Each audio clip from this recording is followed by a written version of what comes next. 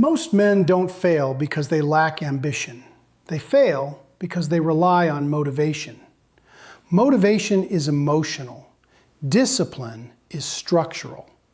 And if your life only works when you feel like it, your life won't work very often.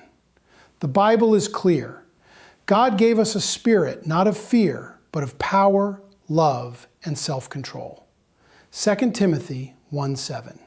Notice what it doesn't say. It doesn't say motivation. It says self-control. Motivation is a feeling. Discipline is a decision. Here's the first mistake men make. They try to build discipline with willpower. Willpower is finite. Identity is renewable. Proverbs says, "As a man thinks in his heart, so is he." Proverbs 23:7. Disciplined men don't wake up asking, "Do I feel like doing this?" They ask, "What does a disciplined man do today?" That's why Aristotle said, "We are what we repeatedly do." Excellence, then, is not an act, but a habit. You don't build discipline by forcing behavior. You build it by voting for the man you want to become. You don't rise to discipline. You return to who you believe you are. Every man wants discipline to arrive dramatically. A life reset, a personality upgrade. But Scripture and wisdom say the same thing. Discipline is built incrementally. Jesus said, "Whoever is faithful in little is faithful also in much." Luke 16:10. Small disciplines compound. Wake up when you said you would. Make the bed. Keep your word. Put the phone down. No one claps for that, but chaos notices when you stop doing it. Here's the legacy gentleman rule. Never start with what's impressive. Start with what's repeatable. Never start with what's impressive. Start with what's repeatable. Here's something modern discipline books finally admit. Environment beats willpower. Paul said it simply, "Make no provision for the flesh." Romans 13:14. That means stop trusting yourself around temptation. If your phone is your weakness, don't pray harder. Change the environment. Discipline isn't heroic resistance, it's intelligent design. If discipline requires constant struggle, you've already made it too hard. A disciplined man designs his life so discipline becomes easier. Every man has two voices. One wants comfort, one wants respect.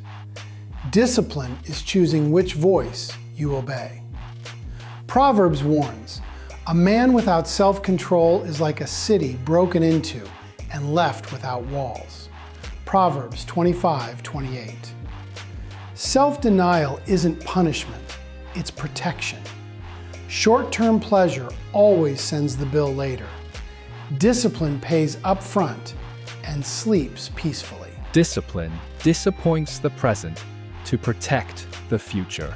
Discipline becomes real when it's measured. Paul said, "Run in such a way as to get the prize." 1 Corinthians 9:24. Runners track progress. Disciplined men do the same. You don't need a fancy system, you need honesty. Track sleep, track prayer, track habits. What gets measured gets mastered.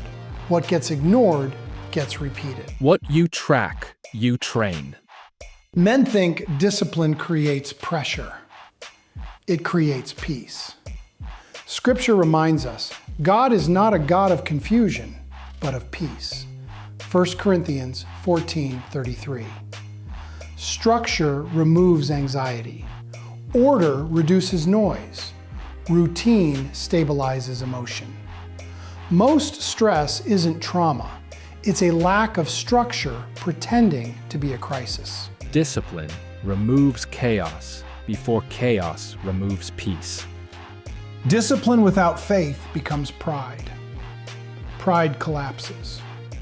The psalmist said, "Unless the Lord builds the house, those who build it labor in vain."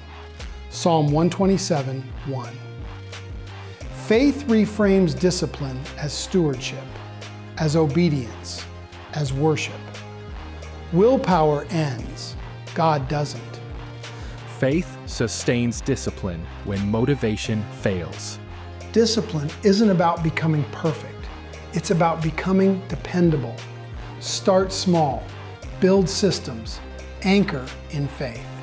If this helped you, subscribe. This channel exists for men who want structure, not slogans. Stay strong, stay sharp, stay gentlemanly. Discipline builds the man before the legacy. So go be legendary.